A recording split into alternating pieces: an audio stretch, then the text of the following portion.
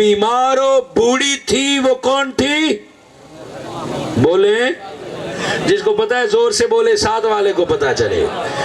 9 दाइयां आ गई, उनकी ऊँटनियां तगड़ियां थी, जवान थी। जिसकी ऊँटनी लाचार बीमार थी, जो खुद मायूस परेशान थी, जिसकी ऊँटनी बूढ़ी थी, ऊँटनी की वजह से वो पीछे रह गई। 9 दाइयां आगे आई, हलीमा पीछे रह गई। वो 9 आई, मक्का में घूमी फिरी, अमीरों के सरदारों के बेटे चुने कि इनामात लेंगे और तनख्वाहें लेंगे। 9 दाइयों ने बच्चे उठा लिए, मगर अब्दुल मुत्तलिब के यतीम बच्चे को उठाने कोई ना आई।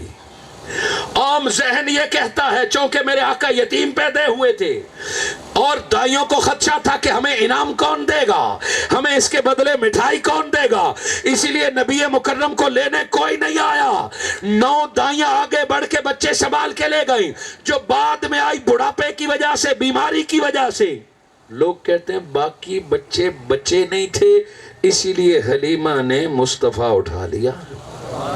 मगर मैं ये नहीं मानता कि बाकी बचे नहीं थे और हलीमा ने फिर मोहम्मद को उठाया और बाकी 9 ने अमीरों के बच्चे उठाए। मैं ये नहीं मानता।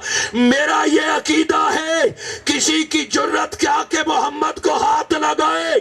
मोहम्मद फकत उसी झोली में जाता है जिसका इंतखाब खुद खुदा फरमाता है।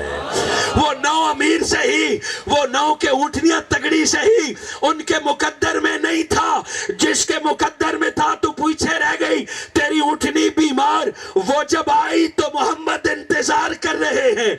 फरमाती है मैं दाखिल हुई तो नबी ने आंख खोल के मुझे देखा तो माथे से नूर निकल रहा था। हजरत हलीमा ने वो उठा लिया है।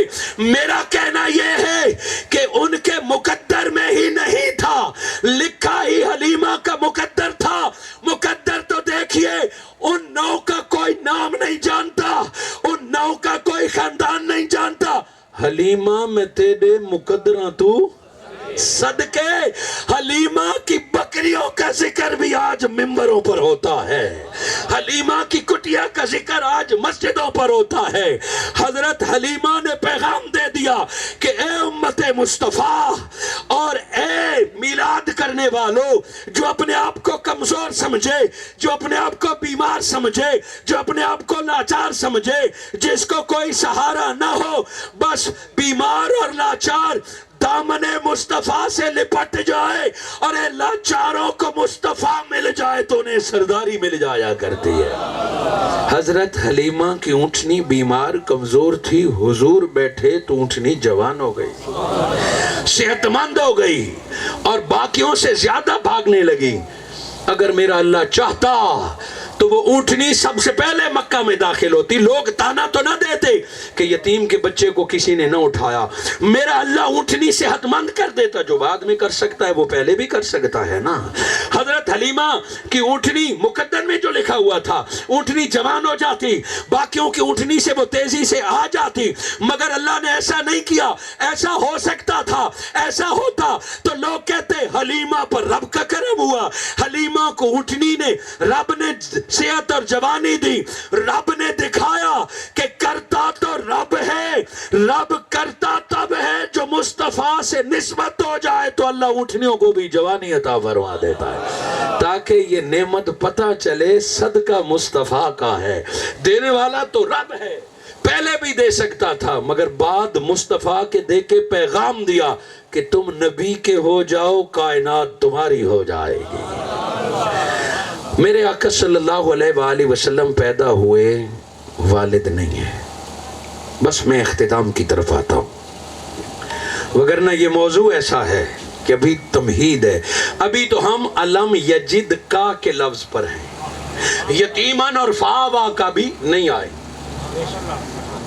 मेरे आका सल्लल्लाहु अलैहि वसल्लम पैदा हुए तो वालिद नहीं है।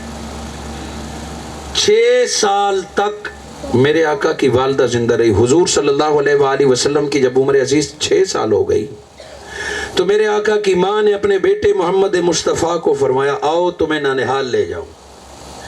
मेरे आका की माँ हजरत आमना बेटा मोहम्मद मुस्तफ़ा को नानिहाल ले गई। اور پورے علاقے کی سیر کرائی، یہ تیرے فلاں ماموں کا قبیلہ ہے، یہ تیرے فلاں رشتہ دار ہیں، یہ میرے ماموں ہیں، یہ میرے ماں باپ کا گھر ہے۔ حضرت آمنہ نے محمد مصطفیٰ کو پورے ننہال سے تعارف کرایا، جگہ بتائیں، یہاں آپ کی اماں بکریاں چراتی رہی ہے، یہاں سہیلیوں کے ساتھ کھیلتی رہی ہے۔ نبی مکرم کو 6 سال کی عمر میں وہاں گھڑ سواری کرائی، تیراکی کرائی۔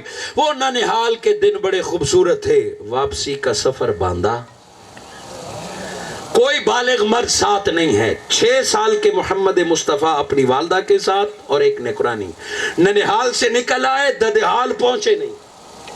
درمیان میں 6 سالہ محمد مصطفیٰ کی جھولی میں آپ کی جوان سالہ ماں دنیا سے رخصت ہو جاتی۔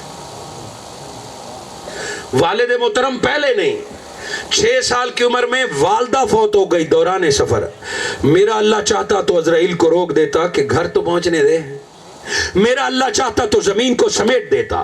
وہ رب جو ایک لمحے میں مصطفیٰ کو عرش پہ بھیج سکتا ہے، بلا سکتا ہے، وہ ایک لمحے میں مصطفیٰ کو مکہ پہنچا سکتا ہے، مگر درمیان سفر کے والدہ کو فوت کیا۔ درمیان سفر کے میرے آقا کی جھولی میں آپ کی والدہ فوت ہوئی، حضور روئے۔ فوت ہوتے وقت ماں نے بھی نصیحت کی کہ بیٹا محمد رو مت، اللہ نے تجھے روتوں کو ہنسانے کے لیے پیدا فرمایا ہے، تجھے خاص مقصد کے لیے پیدا فرمایا۔ میرے آقا کی ماں فوت ہو گئی، تنہا پہاڑی میں، جنگل میں کوئی نہیں۔ پھر کوئی مسافر گزرے یا قبیلے کے لوگ آئے تو انہوں نے قبر کھود کے نبی مکرم کی والدہ آپ کے سامنے دفن کی۔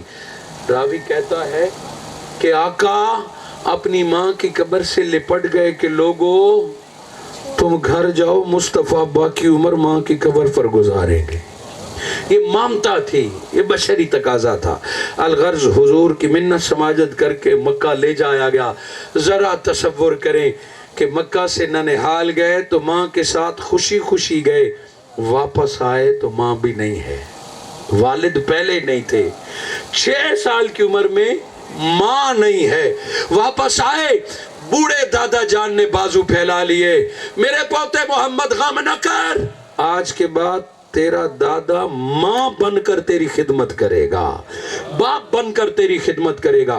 حضرت عبد المطلب نے پھر سرداریاں چھوڑ دیں، پھر اپنے پیارے پوتے محمد مصطفیٰ کی خدمت میں دن رات گزارے، اپنے ہاتھ سے کھلاتے پلاتے تھے، اپنے ساتھ سلاتے تھے۔ 6 سالہ محمد کی خدمت کرتے کرتے 8 سال گزر گئے۔ میرے آقا کی عمر 14 سال، اور جب بچہ 14 سال کا ہوتا ہے تو باپ خواب دیکھتا ہے کہ اب میرا بیٹا جوان ہو گیا ہے، اب میرے بڑھاپے کا سہارا ہے، اب یہ شجر جوان ہو گیا ہے۔ 14 سال میرے آقا کی عمر، اور بوڑھا دادا حضرت عبد المطلب کا بھی آخری وقت آ گیا۔ حضرت عبد المطلب دنیا سے رخصت ہونے لگے، کسی بات کی فکر نہیں، یہی ایک فکر ہے کہ میرے بعد مصطفیٰ کی خدمت کون کرے گا، میرے بعد محمد کو ٹھکانہ کون دے گا، یہی ایک پریشانی۔ یہاں رکیے تاکہ بات سمجھ آ جائے آسانی میں۔ واپس حضرت حلیمہ سعدیہ کی طرف آئیے کہ 9 بھی دائیاں تھیں، 9 کے پاس بھی اونٹنیاں تھیں، 9 بھی عربی جانتی تھی، مگر ان کے مقدر میں نہیں تھا لکھا جو حلیمہ کے مقدر میں تھا جو حلیمہ کے لیے۔ اگر یہ بات سمجھ آ گئی تو آئیے، حضرت عبد المطلب جب وصال فرمانے لگے تو آپ کے بیٹے تھے 9 اور رشتہ دار بھی تھے، ہر کوئی محمد مصطفیٰ 14 سال کے خوبصورت بے مثال و یکتا نوجوان، ہر کوئی خدمت کے لیے تیار تھا، مگر چاہتا تو ہر کوئی تھا۔ دیکھنا یہ ہے کہ خدا کس کو اپنا محبوب دیتا ہے۔ خواہش تو ساری تھی، مگر حضرت عبد المطلب نے دنیا سے رخصت ہوتے ہوئے محمد مصطفیٰ حوالے کیا تو علی کے بابا ابو طالب کے حوالے کیا ہے۔ ابو طالب مالی طور پر اتنے امیر نہ تھے، جب مالی طور پر کاروباری طور پر اتنے امیر نہ تھے، مگر مقدر جاگ گئے، رب نے اپنی رحمت ابو طالب کو عطا فرما دی ہے۔ ادھر حلیمہ کی کٹیا کے مقدر جاگے، آج ابو طالب کے۔ آج کچھ لوگ حضرت ابو طالب کے کلمے کا ثبوت ڈھونڈتے ہیں، ہم نہیں ڈھونڈتے، ہم کہتے ہیں کلمے کا ثبوت قیامت کے دن دیکھیں گے۔ آج تو ہم فقط اتنا دیکھتے ہیں کہ رب رب نے اپنا سارا محبوب ابو طالب کو عطا فرما دیا. پھر ابو طالب نے نصف صدی تک میرے آقا کی خدمت کی, اپنے منہ کا لقمہ چبا چبا کر دیا, اپنے بازو پہ رات بھر سلاتے تھے, اپنے ہاتھ سے میرے آقا کے کپڑے دھوتے تھے, میرے آقا کو اندر سلا کے رات بھر سردی میں پہرا دیتے تھے, میرے آقا کے کھیل کود میں, سفر میں, حضر میں, ہر کاروبار میں, ہر جگہ ساتھ جاتے تھے. مصطفیٰ کے نیند کے محافظ, مصطفیٰ کے کھانے کے محافظ, سب کچھ. حتیٰ کہ میرے آقا نے نبوت کا اعلان کیا تو کافروں نے تلواریں نکالی, نبی مکرم کو بات کرنے نہیں دی. یہ ابو طالب تھے, اس نے کہا خبردار اگر کوئی میرے بھتیجے کے مقابلے میں آیا, وہ توحید بیان کرے, وہ کلمہ پڑھے, وہ جو کچھ کرے وہ بیان کریں گے, ابو طالب حفاظت کرتا رہے گا. نعرہ تکبیر, نعرہ رسالت, شان سیدنا ابو طالب. حاضرین مکرم, اب آئیے علم یجد کا یتیمان, کیا ہم نے آپ کو یتیم نہیں پایا؟ لوگ کہتے ہیں یتیم رول جاتا ہے, لوگ کہتے ہیں یتیموں کا کوئی سہارا نہیں ہوتا. اور اے لوگوں دیکھو, جو پیدا یتیم ہوا تھا رب نے دو جہاں کی سرداری عطا فرما دی ہے. فآوا, فآوا کا معنی ہم نے آپ کو بہت بلند مقام عطا فرمایا, ٹھکانہ عطا فرمایا. رب فرماتا ہے پھر ہم نے آپ کو ٹھکانہ عطا فرمایا.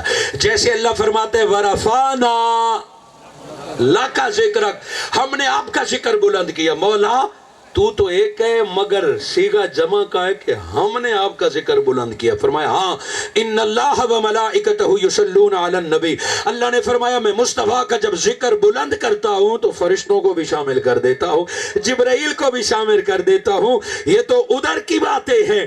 زمین پر جب مصطفیٰ کا ذکر بلند کرتا ہوں, ذکر میں بلند کرتا ہوں, نعت حسان سے پڑھوا دیتا ہوں, خطبہ صدیق سے دلوا دیتا ہوں, خطبہ علی عثمان سے دلا دیتا ہوں.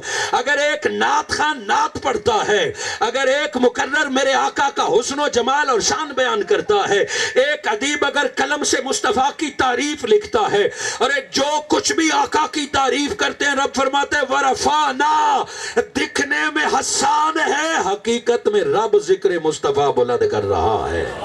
بالکل اسی طرح اللہ رب العزت نے فرمایا الم یجد کا یتیمن فآوا, مصطفیٰ آپ یتیم آپ کو پایا تو ہم نے آپ کو ٹھکانہ دیا. مولا وہ کیسے؟ کہ ظاہر میں آمنہ تھی, حقیقت میں خدا تھا.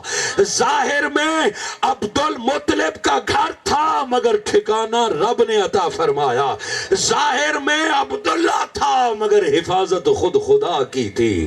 کبھی آمنہ کا انتخاب کیا نور محمد کے لیے, کبھی عبداللہ کا انتخاب کیا جسد محمد کے لیے, کبھی حضرت مطلب کا انتخاب کیا. ابو طالب تجھے مبارک ہو, رب نے اپنی حفاظت تیری صورت میں مصطفیٰ کو عطا فرما دیا. ناظرین مکرم, یہ اتنا لمبا موضوع, آپ دور تک نکلے چلے, مگر میں اس کے دوسرے معنی پہ آتا ہوں. علم یجد کا یتیمن, یتیم کا ایک معنی یہ ہے, اور یہی جو بیان کیا ہے کہ جس کا باپ فوت ہو جائے. مگر عربی میں ایک لفظ کے کئی معنی ہوتے ہیں, 70 معنی ہوتے ہیں, کئی معنی ہوتے ہیں ایک لفظ کے. جیسے لفظ صلاۃ کے, کبھی درود, کبھی نماز, کبھی دعا. لفظ رب کے, کبھی پالنے والا, کبھی گارڈین, کبھی باپ, کبھی شوہر. اسی طرح لفظ یتیم کا ایک معنی نہیں ہے کہ جس کا باپ مر جائے. یتیم, یتامہ, در یتیم, یتیم کا دوسرا معنی ہے only and one, یکتا, انوکھا, بے مثال, جس کے ساتھ کا کوئی دوسرا نہ ہو. اللہ نے فرمایا علم یجد کا یتیمن, مصطفیٰ رب نے آپ کو یکتا پایا, انوکھا پایا. جمال میں, کمال میں, سیرت میں, صورت میں تیرے جیسا کوئی اور نہ تھا. علم یجد کا یتیمن, رب نے آپ کو جب 12 ربیع الاول میں دنیا میں بھیجا تو آپ جیسا کوئی دوسرا تھا ہی نہیں. کیا ہم نے آپ کو یکتا نہیں پایا؟ کیا ہم نے آپ کو جدا اور منفرد نہیں پایا؟ جب تیرے جیسا کوئی دوسرا نہ تھا, فاوا پھر سارا بلند مقام بھی تجھے عطا فرما دیا، پھر حبیب اللہ بھی تجھے بنایا، پھر محبوب بھی تجھے بنایا، پھر تاجدار ختم نبوت بھی تجھے عطا فرمایا، پھر شافع محشر بھی تجھے بنایا، پھر میرے مصطفیٰ شفیع المذنبین بھی تجھے بنایا۔ علم یجد کا یتیمن، در یتیم کہتے ہیں گوہر نایاب کو جس موتی کا کوئی دوسرا نہ ہو، وہ ایک ہو، اسے کہتے ہیں گوہر نایاب۔ در یتیم کہ جس جیسا کوئی دوسرا نہ ہو۔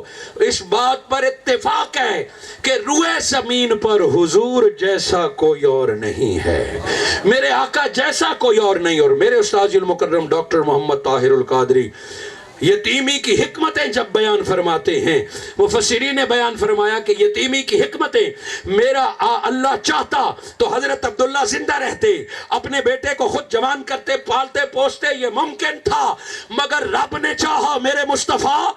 جب بھی کوئی ترقی کرتا ہے نا، جب بھی کوئی اعلیٰ پوسٹ پہ پہنچتا ہے، لوگ کہتے ہیں پیو بہو چنگاس، والد نے بڑا خرچہ کیا ہے، والد نے اس کی بڑی تربیت کی ہے۔ بچہ جدھر بلند مقام پہ پہنچ جائے، کریڈٹ والدین کو ملتا ہے، اساتذہ کو ملتا ہے۔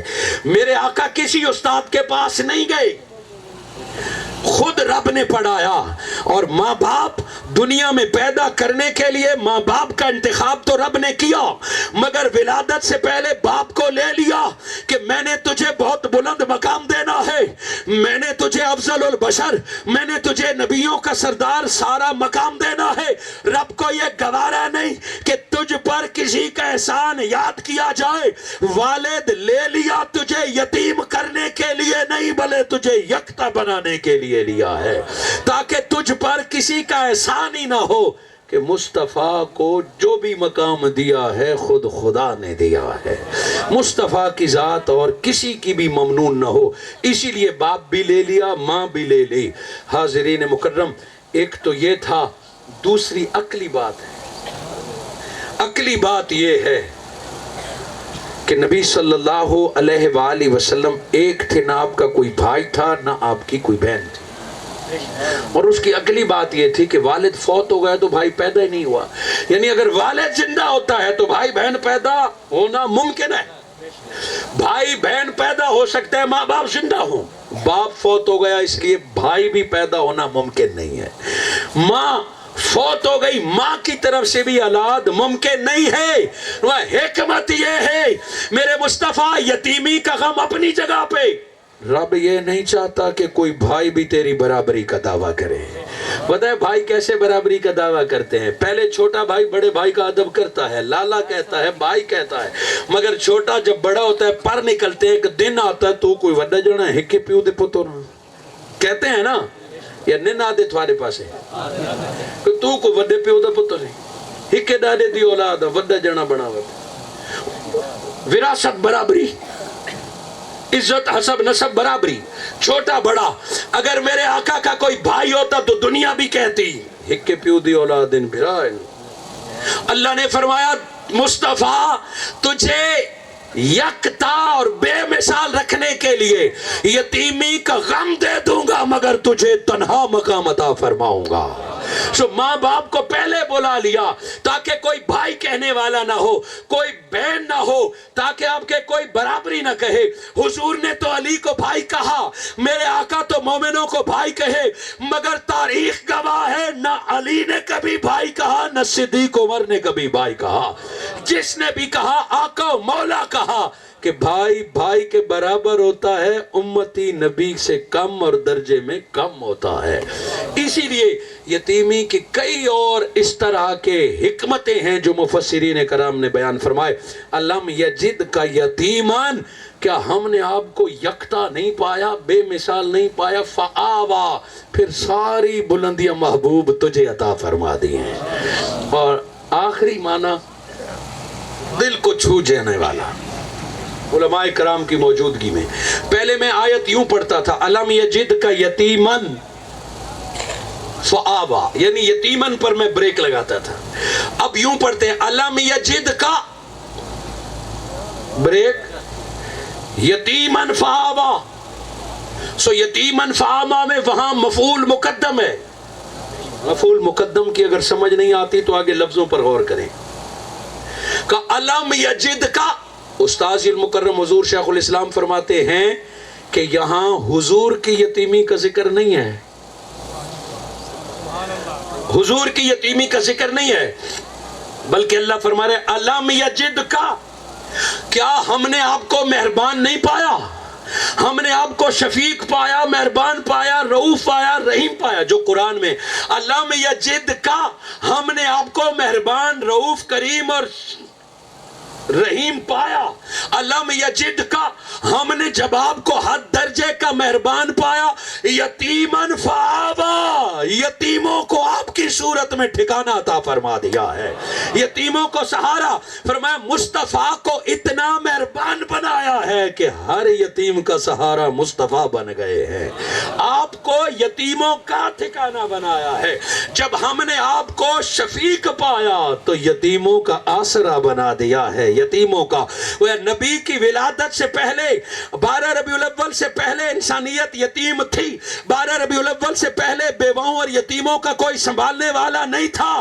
فرمایا انسان اب غم نہ کر، تیرا باپ فوت ہو یا تیری ماں فوت ہو، اپنے آپ کو یتیم نہ سمجھ. جس کا والی و وارث مصطفیٰ جیسا ہو وہ بھلا کب یتیم ہوتا ہے. علم یجد کا یتیمن فآوا. حضور صلی اللہ علیہ وآلہ وسلم چونکہ خود یتیمی کے درد سے گزر کے آئے تھے، اسی لیے آپ نے یتیموں کا جس انداز سے ذکر فرمایا ہے. قرآن مجید میں اللہ رب العزت نے خود 23 بار یتیموں کے حقوق کا ذکر کیا. اور میرے آقا صلی اللہ علیہ وآلہ وسلم نے خوشخبری دی کہ جو بندہ یتیم کی کفالت کرے گا، انا وکافل الیتیم، جو بھی یتیم کی کفالت کرے گا، پالے گا، نبی نے وعدہ فرمایا اللہ مجھے اور یتیم کے پالنے والے کو جنت میں یوں اکٹھے رکھے گا جیسے اللہ نے 2 انگلیاں اکٹھی رکھی ہیں. یتیم کے پالنے والے کو اللہ یوں اکٹھا رکھے گا. ایک اور حدیث مبارکہ نے فرمایا جس بندے نے 3 یتیموں کو پالنے کا بندوبست کیا، 3 یتیموں کے کھانے کا بندوبست کیا، جس شخص نے بھی 3 یتیموں کو پالا، اللہ اس پر جہنم حرام کر دیتا ہے، اس کے لیے جنت واجب کر دی جاتی ہے. ایک اور حدیث مبارکہ میں ہے حضور صلی اللہ علیہ وآلہ وسلم نے فرمایا جو یتیم کے سر پر ہاتھ رکھتا ہے شفقت سے، صرف ہاتھ رکھتا ہے شفقت سے، ہاتھ تلے جتنے بال آئیں گے ہر بال کے بدلے اللہ نیکی بھی عطا فرمائے گا، قبر اور حشر میں نور عطا فرمائے گا. حضور صلی اللہ علیہ وآلہ وسلم نے صرف حکم نہیں دیا بلکہ عملی طور پر بھی یتیم کا سہارا بنے. عید کا دن ہے، حسنین کریمین کو نئے کپڑے، سرما، تیل لگا کے میرے آقا انگلیوں اور کاندھے پر بٹھا کے عیدگاہ کی طرف آ رہے ہیں. نبی مکرم جب گلی سے گزرے، بچے کھیل کود رہے ہیں، عید کی خوشیاں منا رہے ہیں، تو گلی میں ایک سائیڈ پہ ایک بچہ خاموشی سے کھیلتے کودتے بچوں کو دیکھ رہا ہے. میلا بھی ہے، کپڑے پھٹے ہوئے بھی ہیں. نبی مکرم رکے، کہا بیٹا تو نے عید نہیں منانی، تو کھیل کود نہیں کرتا؟ چھوٹے سے بچے نے کہا یا رسول اللہ عیداں تا انہاں دی ہونیاں جاندے پیو جیندے ہوں، جن کے باپ زندہ ہوں عیدیں تو وہ مناتے، میں یتیم ہوں، مجھے کون کپڑے لا کے دے، مجھے کون کھلائے؟ نبی مکرم نے فرمایا آج کے بعد یہ نہیں کہنا. آقا نے اس میلے پھٹے کپڑے بچے کو اٹھا کے گھر لے آئے. عائشہ و فاطمہ اس کو نہلاؤ، کپڑے پہناؤ، خوشبو لگاؤ، نئے کپڑے پہنا کے نبی مکرم نے فرمایا آج کے بعد اپنے آپ کو یتیم نہیں کہنا. کوئی پوچھے تو کہے میرے بابے کا نام محمد مصطفیٰ ہے، میری اماں عائشہ صدیقہ ہے، میری بہن فاطمہ ہے. کہا بیٹا تیرے جیسا بھی کوئی خوش نصیب ہے، بہن فاطمہ ہے، ماں عائشہ ہے، بابا محمد ہے. اس یتیم کے لبوں پر مسکراہٹ آ گئی اور آقا اسے اٹھا کے باہر آ رہے ہیں. لوگ دیکھتے ہیں 3 شہزادے کہاں سے آ گئے، ایک تو حسن اور حسین، تیسرا کون ہے؟ فرمایا 2 علی کے شہزادے ہیں، تیسرا مصطفیٰ کا شہزادہ ہے. یہ آپ کی نم آنکھیں، یہ آپ کے روتے ہوئے آنسو، اسے سنبھال کے رکھیے. ہم آقا کی ولادت پر خوشی مناتے ہیں، ہمیں آقا کی ولادت پر خوشی ہے، مگر اسلام ہمیں کوئی راستہ بتاتا ہے، نبی کی میلاد کا کوئی مقصد ہے۔ اگر انسانیت کے کام نہ آئے اور جھنڈیاں لگاتے رہیں، اگر ہم انسان سے دشمنی کریں، ماں بہن بیٹی کو گالیاں دیں اور نبی کے نام کے نعرے لگائیں، اپنے پڑوسی کا جینا دو بھر کر دیں اور نعتیں سنائیں، کیا فائدہ تیرے میلاد کا؟ کیا فائدہ تیرے جھنڈیاں لگانے کا؟ میلاد کا مقصد نفرتیں ختم کرنا ہے، گالی گلوچ ختم کرنا ہے۔ آقا دنیا میں آئے ہی ماں بہن بیٹی کو عزت دینے کے لیے ہے، پڑوسی کو حقوق دینے کے لیے ہے، انسان کو مسکرانے کے لیے ہے۔ سو میلاد منانے والے کو چاہیے کہ وہ نعرے تب لگائے پڑوسی کو راضی کر کے آئے، وہ جھنڈیاں تب لگائے ماں بیٹی کا حق ادا کر کے آئے۔ اگر وہ سیرت پر عمل کر کے پھر ایک چراغاں کرو گے، عرش تک تیرے چراغاں کی روشنی جائے گی، مدینہ تک تیرے نعرے کا جواب جائے گا۔ منہاج القرآن یہ درس دیتا ہے کہ یہ جلسے جلوس اپنے آپ کے اصلاح کے لیے ہیں، یہ کسی کو جلانے کے لیے نہیں ہیں، یہ کسی مسلک کو دکھانے کے لیے نہیں ہیں، یہ ایک دوسرے کو طاقت دکھانے کے لیے نہیں ہیں۔ جلوس ایک عزم ہے کہ آقا آج بھی ہم تیری تلاش میں نکلے ہوئے ہیں، آج بھی ہم اللہ کا شکر ادا کریں۔ آئیے، میلاد ہمیں بدلنے کا پیغام دے رہا ہے، آقا کے رنگ میں رنگنے کا پیغام دے رہا ہے، اپنے آپ کو شریعت مطہرہ میں سجنے کا نام دے رہا ہے۔ آقا کی ولادت کی خوشی صرف 1 یا 2 دنوں کے لیے نہیں ہے، آقا کی ولادت کی خوشی صرف 1 مہینے کے لیے نہیں ہے۔ ہر اس شخص کو مبارک جس کی زبان پر سال بھر درود جاری رہتا ہے، ہر وہ شخص روزانہ عید میں ہے جو روزانہ 5 وقت کی نماز پڑھتا ہے، آقا کے لائے ہوئے دین پر عمل کرتا ہے۔ حاضرین مکرم، یہ موضوع ابھی اس کا ایک حصہ رہتا تھا، مگر اسی جگہ پہ روکتا ہوں۔ اپنے آس پاس نگاہ دوڑائیے، اپنے خاندان میں دیکھیے، اگر کوئی یتیم ہے، اپنی زندگی بدلنا چاہتے ہیں، ایک یتیم کو تم سنبھال لو، اللہ پورے تمہارے خاندان کو سنبھال لے گا، اللہ تمہارے خاندان کو سنبھال لے گا۔ نبی مکرم صلی اللہ علیہ وآلہ وسلم نے فرمایا، پتہ ہے زمین پر سب سے بہترین گھر کون سا ہے؟ سب سے بہترین گھر کون سا ہے؟ کوئی کہہ سکتا تھا اللہ کا گھر، کوئی کہہ سکتا تھا خانہ کعبہ۔ میرے آقا نے فرمایا زمین پر سب سے خوبصورت اور بہترین گھر وہ ہے جہاں یتیم مسکراتا ہو، جہاں یتیم کا حق ادا ہو، اور زمین پر سب سے برا گھر وہ ہے جہاں یتیم پر ظلم ہوتا ہو، جہاں یتیم کی حق تلفی ہو۔ اپنے آس پاس نگاہ دوڑائیے، پہلے اپنے خاندان میں دیکھیے، پھر اپنے محلے میں دیکھیے، اپنے شہر میں دیکھیے، کسی ایک یتیم کا سہارا بن جائیے، پوری زندگی مصطفیٰ آپ کا سہارا بن جائیں گے۔ حاضرین مکرم، حضور شیخ الاسلام ڈاکٹر محمد طاہر القادری نے ایک ادارہ بنایا جس کا